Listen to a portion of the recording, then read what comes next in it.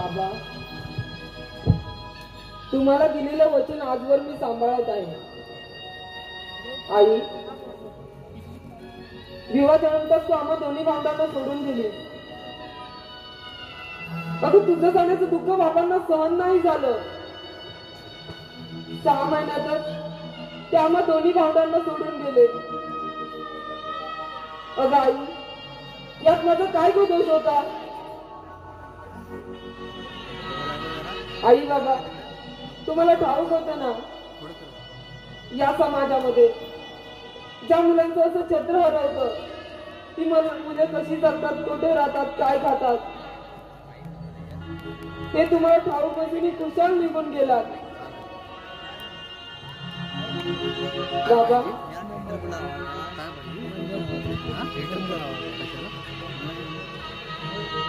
पण नितीने असे का केलं? काय गुन्हा होता त्या निरागस जीवाचा? आई, बाबा, पण तुम्ही आता काळजी करू नका. आपला भिवा ना आता मोठा होतोय.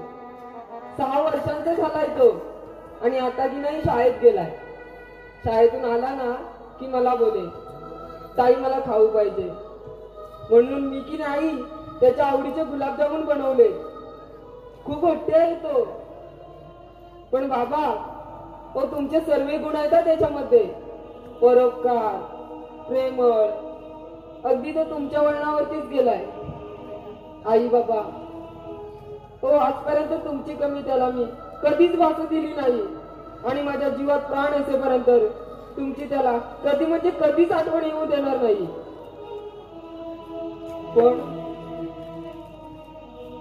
पण त्याचे आई बाबा बनणं जगणं जमतंय ना मला. मी कुठे कमी तर पडत नाही ना.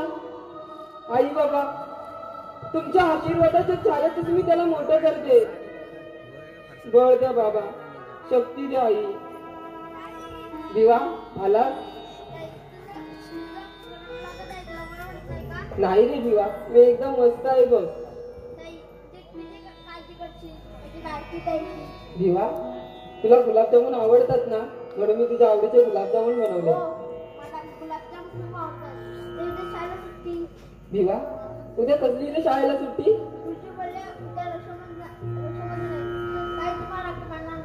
हो, मी तुला राखी बांधणार. दिवा, मी की नाही तुझ्या आवडीची मोठीवाली राखी घेऊन आले. थांबा, दाखवते. ही बघ, तुझ्या आवडीची मोठी राखी.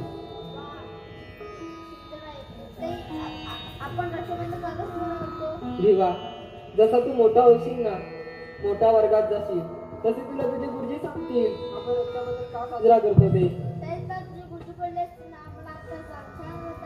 दिवा, रक्षाबंधन हा सण ना भावा बहिणीच्या पवित्र नात्याचा सण असतो.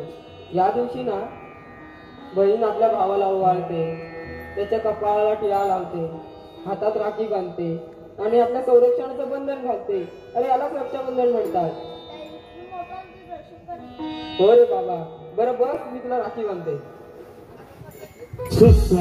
लेखक लोकशाहीर पिंका भालेकर, संगीत सुनील दादा तेराल, ॲक्टोकार्ड पप्पू वाजे, ढोलकी सोहाम दादा सागा, मृदुंग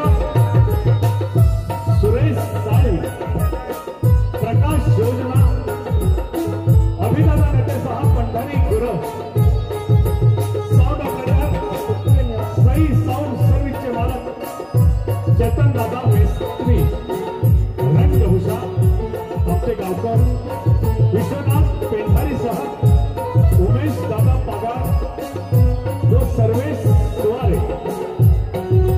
अखंड गीत रचना गीत गायक लोकशाहीर पिंका भालेकर सहगायक अनंत गुरव आणि या लोकनाटिकेमध्ये आपला कलाविनय सादर करणारे सय्यद सुनील केदारी यांचं संगीतानं रचलेलं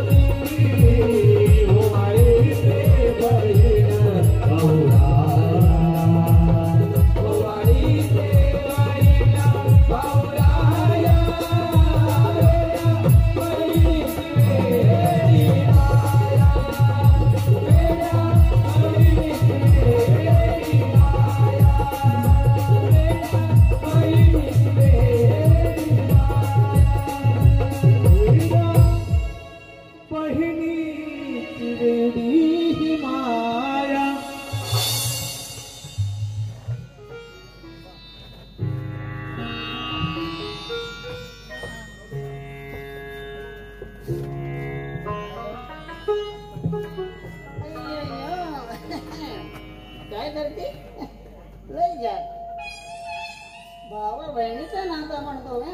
अरे भीम हा मोठा झालास की रे. आणि नोकरीला कवा लागणार? अय्या अलका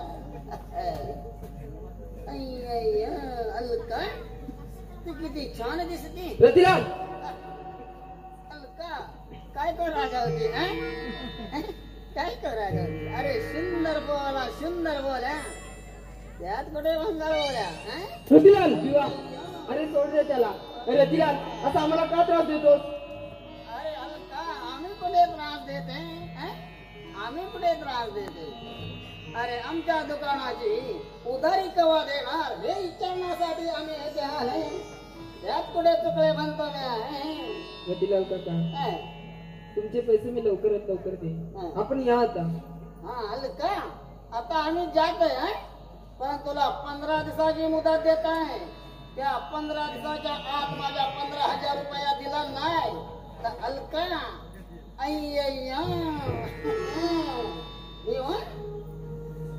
अरे तू काल करतोस की भीमा जोड खाते ना तू पेडा तो काय को बनते एडा. ते माझे 15,000 रुपया दे नंतर शहाणपणा दाखव भीमा. रतिलाल काका हा आपण या आता.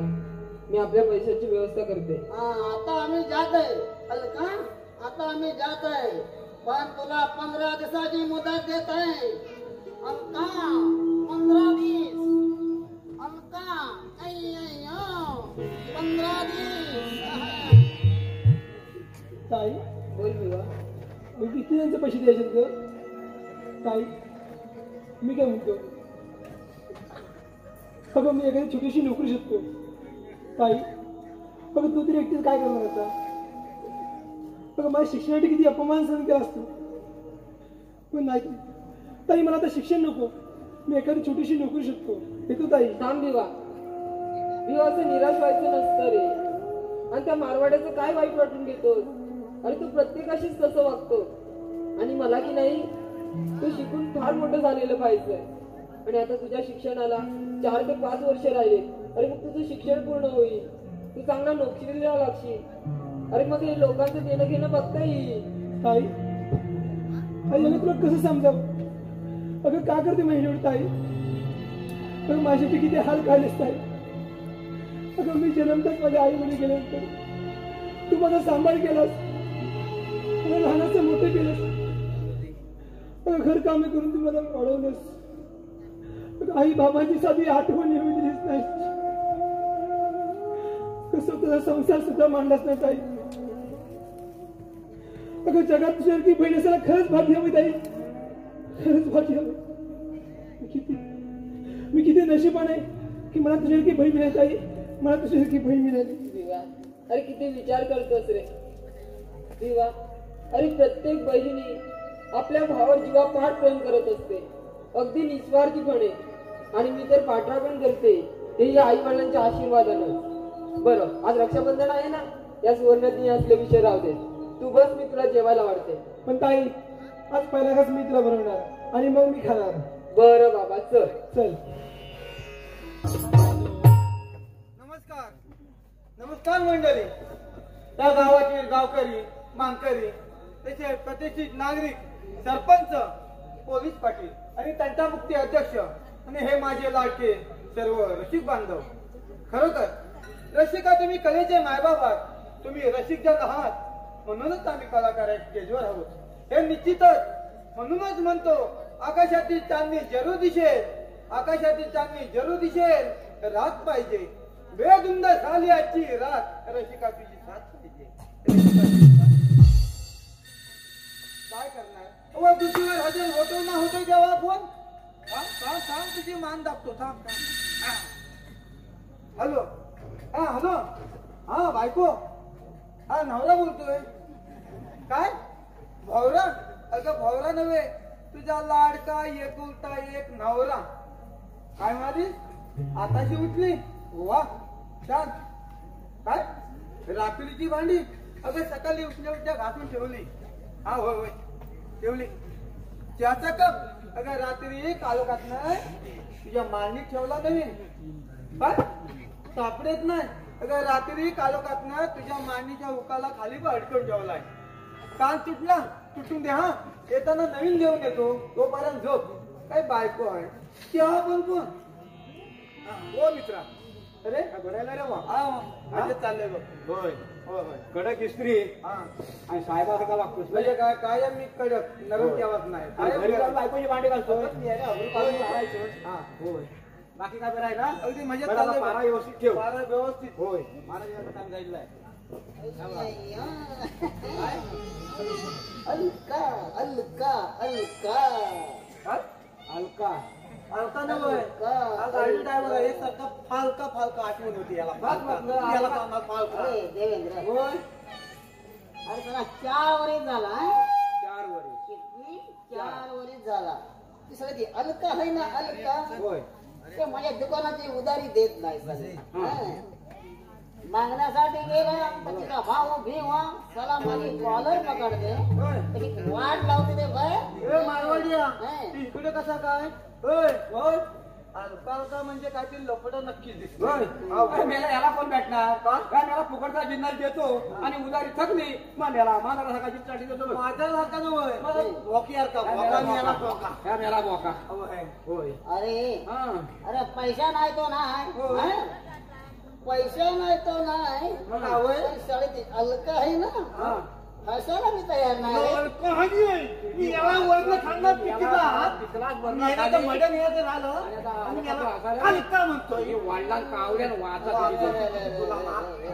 अरे जरा इकडे जरा तू तिकडे जा रे. तू तिकडे जा. झाला तो कुठला हे. अरे ती अलका आहे ना ती मला लय आवडते रे. तुझं झालं वाटून तुझं. अलका तुला आवडते. तुझी नाकडा मसवड्यात गेले. आता झालाय पेटवायचा बाकी. आणि मी याला म्हणतो अलका आवडते मला हसायला आले. हा इथं उभा आता सकाळी काय वर गेला कुठं काय माहित नाही पण अजून आईचा फडा याला द्यायच्या. मी काय म्हणतो येताना व्यवस्थित आला. लोक त्यांच्या सुटूया लागले. तुम्हाला गरमी झाली माझा नेमकी काय? आईच्या गावात नाही.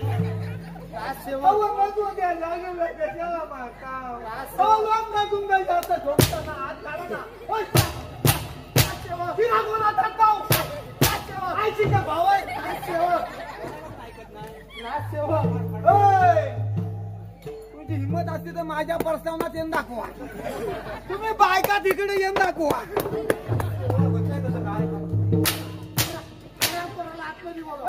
गाडी देणे का नाही क्या घरांना भैया गेलाय.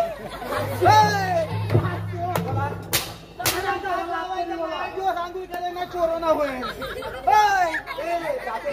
आयसीच्या गोळाकडे जातो आता. राज येतो. चार चौघा सांगतात राज येत ना. छोटं बघा बघा इसकटून टाकेल. तुमचा पोपट गप्पी माता बसतो का इसकटू? तुमचा पोपट लाल तुळशीचा आहे का पिवळ्या तुळशीचा?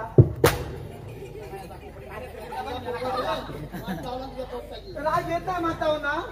पण तुमचा पोपट पेरू खातो का आंबा खातो? काय नाही खायचं वाटतं. पपई खातो काय पपई? अरे हा मारवाडी काय करतोय राजवाड्या? मारवाडी काय करतोय तिकडे? मारवाडी मारतोय.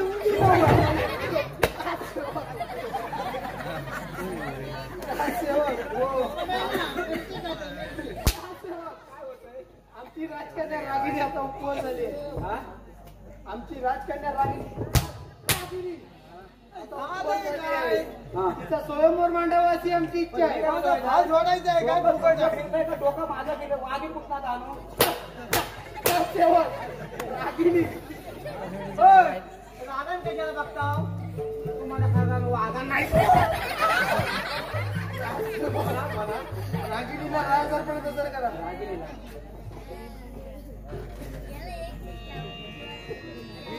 काय माहित आहे? घरामध्ये भांडी घासते आपण याला चांबट आहे. धरून कोण पण मारील मागणं वार मी गंडवते. आईसोबत मी बहिणावर गंडवते. दोन्ही लावतो. प्रणाम बाबा. आशीर्वाद बेटा. बाबा असं अचानक बोलण्याचे प्रयोजन. बेटा रागिनी, तू मायने प्रेमाच्या भरात तेव्हा मोठी झालीस हे कळलेही नाही. अगं बाई, आणि आता तुझं शिक्षणही पूर्ण झालंय, तर आम्ही तुझा विवाह करायचं ठरवलंय. तुझं मत काय आहे पुरी? बाबा लहानापासून तुम्हाला सांभाळतील लाडात वाढवले, माझे सर्वट पुरवले, पण बाबा माझ्याही घट्ट पुरवायला का? अगं तू बोलून तर बघ. बाबा आपण रागवणार तर नाही ना? अगं या सत्यजिताने दिलेले वचन आजवर कधीच मागे घेतले नाही. बोल पोरी, काय हवंय तुला? बाबा मी माझ्या स्वप्नातील राजकुमार पसंत केला आहे. काय तू तुझ्या स्वप्नातील राजकुमार पसंत केलाय तर मला आनंदच आहे, परंतु तो कोणत्या नगरीचा युवराज आहे? सांग पोरी, कोण होणार आहे माझा जावई? एवढा नशीबवान राजबिंडा ज्याने फुलाप्रमाणे सुंदर असलेल्या माझ्या मुलीच्या मनाचा डाव घेतलाय. बोल पोरी, कोण आहे तो? नाव काय त्याचं? बाबा तो कोणी राजकुमार नसेल तो सामान्य. काय बाबा या विषयावर आपण उद्या बोलू. राजसेवक सारा व्यवस्थित होय ठेवा. होय, तुमच्या वाटोला पाठीवर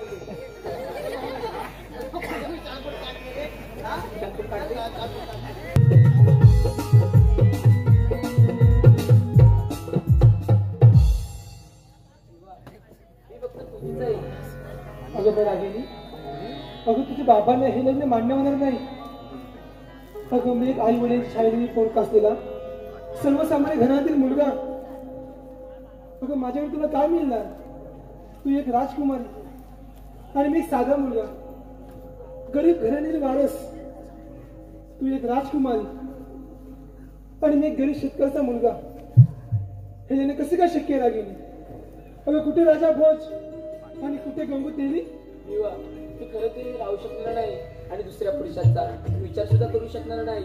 विवा मोठमोठ्या वेळेस सुख आहे, तुझ्या झोपडी माझं सर्व सुख आहे. आणि विवा कालच माझ्या बाबांनी माझ्या लग्नाविषयी चर्चा सुरू केली. लवकरात लवकर काहीतरी काय? अगे कसं काय शक्य आहे रागिनी?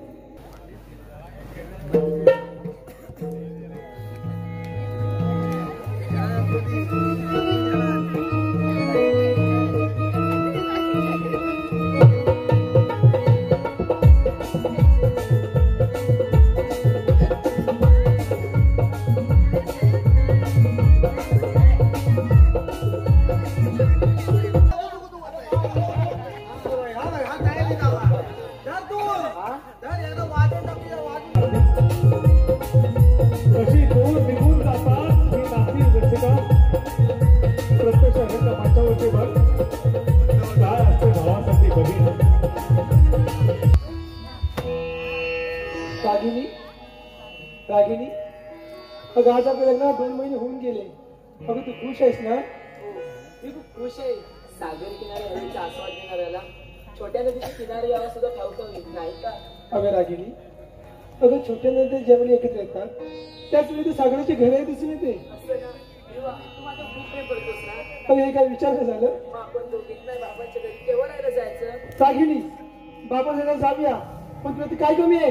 विवा तुझ्या झोपडीत मला गुदमरल्यासारखं होतंय. अगं मग रागिनी, अगं बाबाकडे जाण्यापेक्षा माझी पगार होऊन दे, मग आपण एक छोटंसं घर घेऊया आणि तेही तुझ्या आवडीचं. रागिनी विवा नको ते वीट बघ ती म्हातारी नुसती कटकट. विवा काय? अरे अगं ये ना, ये. अरे रागिनी बद्दल तिच्या इच्छेप्रमाणे तू का नाही राहत? अरे मी आता म्हातारी झाले, पिकले पान ते कळणारच. काय? अगं तुला सोडून मी तिच्या माहेरीला जाऊ? अगं नशिबान असेल जे भाव ज्यांच्या आयुष्यात तुझ्यासारखी बहीण पाठ राखीन म्हणून खंबीरपणे उभी राहते. ताई, ताई मी नशिबान आहे. ताई मी नशिबान आहे.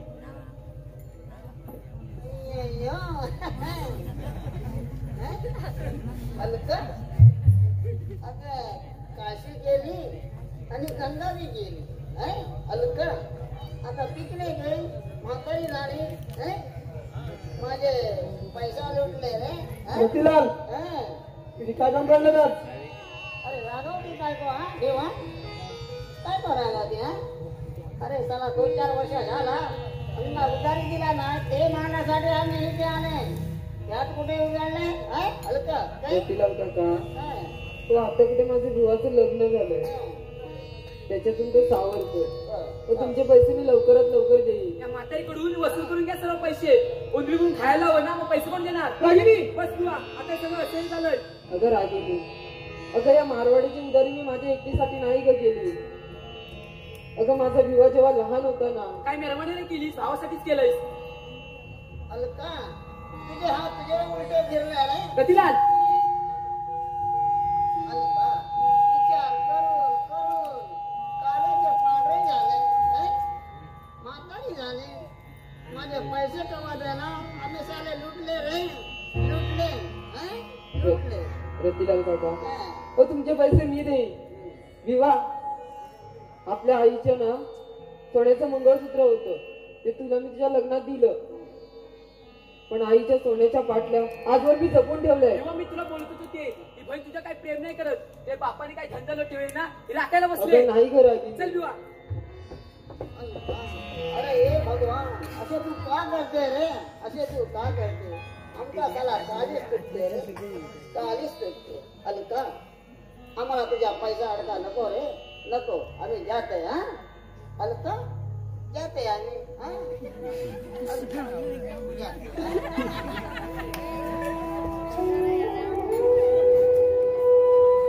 वा नियतीचा खेळ पण किती अजब आहे ना. पाहतेच नाही बाबा, बघताय ना मजा. तुमची अलका त्या दौलतीसाठी कुवाडी राहिली. त्या इष्टटीसाठी तिने लग्न नाही केलं. अगं आई, अगं यासाठीच मला जन्माला आधी घातलं आणि साऱ्या संसाराचा भार टाकून कुशाल निघून गेली. अगं आई, अगं तू सांगायचीस ना गं. आई वडिलांची दुसरी प्रतिभा ही बहीण असते. भावाच्या डोक्यावरून मायेचा हात फिरवणारी दुसरी आई म्हणजे बहीण असते. भावाच्या प्रत्येक सुखदुःखात त्याच्या पाठीशी खंबीरपणे उभी राहून त्याची पाठ रगड करते ही बहीण असते. अगं आई, बाबा, अहो तुमच्या अलका कोठे कमी पडली सांगा ना. अहो तुमच्या अलका कोठे कमी पडली. पण बाबा, माझं काही बरं वाईट झालं तरी चालेल, पण माझ्या विवाहाच्या डोळ्यात मी अश्रू येऊ देणार नाही. कारण मी सर्व सहन करेन, पण माझ्या विवाहाला आलेलं दुःख, अगं आई, माझ्या विवाहाला झालेलं दुःख मी सहन नाही करू शकत ग. आई बाबा, आयुष्यभर भावासाठी लोकांचा कष्ट काढला, पण आता त्याचे चांगले दिवस आलेत. आई, अगं त्याचे आता चांगले दिवस आलेत, तेव्हा त्याच्या संसारात मी अडथळा बनून नाही राहणार. या बागी ताईची सावली सुद्धा भावाच्या संसारावर पडू देणार नाही. कारण प्रत्येक बहिणी आपल्या भावाच्या सुखातच आपलं सुख बघत असते. आई बाबा, मीच आपल्या भिवाच्या संसारातून कुठेतरी निघून जाते. जोवर जीव आहे तोवर भीक मागून खाईन ग. बाबा, आई, मला माफ करा. मी आपल्या भिवाला सोडून जाते. अगं आई, अगं भिवाला सोडून जात असताना माझं काळीच तुटतंय ग. अगं आई, तुझाची मुडाच होता ग. तेव्हा त्याची ताई नाही, आई म्हणून काळजी घेत आले. पण आता नाही बाबा. आई, मी आपल्या विवाहाला सोडून जाते. मला माफ करा. आई, तुमच्या अलकाला माफ करा. आई वडिलांच्या माघारी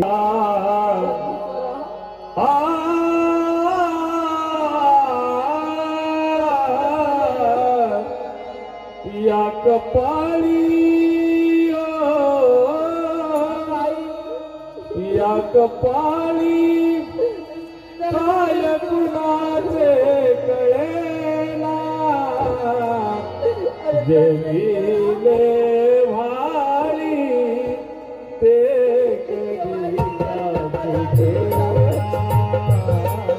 कधी जेविले भारी ते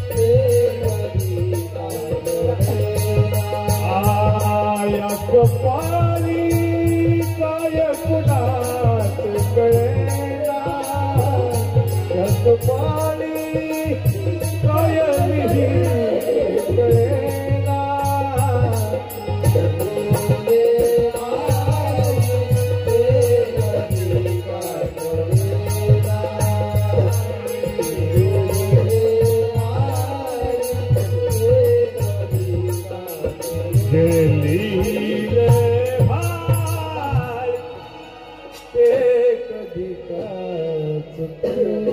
तुझे कैलासवासी संजय दादा यांचे स्मरणार्थ रामेश्वर मांडकी यांच्याकडून खास ताईच्या भूमिकेसाठी 51 रुपयांचं पारितोषिक ते नमन मंडळ बक्षीस दात्यांचे नमन मंडळ आभारी आहोत. धन्यवाद.